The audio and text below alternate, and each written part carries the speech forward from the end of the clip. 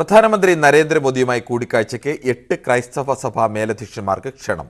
പ്രധാനമന്ത്രിയുടെ ഓഫീസിൽ നിന്ന് കൂടിക്കാഴ്ചയുമായി ബന്ധപ്പെട്ട അന്തിമ സ്ഥിരീകരണം ഇന്ന് വരും. സീറോ മലബാർ സഭ major archbishop Mar George Alencherry, orthodox സഭ അധ്യക്ഷൻ ബസേലിയസ് മർത്തോമ മാത്യൂസ് തൃതീയൻ കത്തോലിക്ക, യാക്കോബായ സഭ മെത്രോപ്പൊലീത്ത trustee Joseph Mar Gregorios, Syro Malankara സഭ അധ്യക്ഷൻ കർദിനാൾ മാർ ക്ലിമിസ്, ലത്തീൻ സഭയെ പ്രതിനിധീകരിച്ച് വരാപ്പുഴ അതിരൂപത archbishop doctor Joseph Kalathiparambil, Knanaya കത്തോലിക്ക സഭയിൽ നിന്നും മാത്യു മൂലക്കാട്, കൽദായ സുറിയാനി സഭയിൽ നിന്നും മാർ ഔജിൻ കുര്യാക്കോസ്, ജ്ഞാനായ സിറിയൻ സഭയെ പ്രതിദാനം ചെയ്ത് കുര്യാക്കോസ് മാർ സുവേറിയൂസ് ചിങ്ങവൻ എന്നിവർക്കാണ് ക്ഷണം ലഭിച്ചിരിക്കുന്നത്. കൂടിക്കാഴ്ചയ്ക്ക് 2 സ്ഥലങ്ങളാണ് ശുപാർശ ചെയ്തിരിക്കുന്നത്.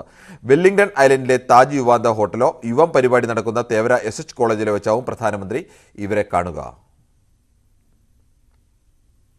പ്രധാനമന്ത്രിയുടെ സന്ദർശനത്തിന്റെ സുരക്ഷാ പദ്ധതി വിവരങ്ങൾ ചോർന്നത് ഗുരുതര വീഴ്ചയെന്ന് വി. മുരളീധരൻ.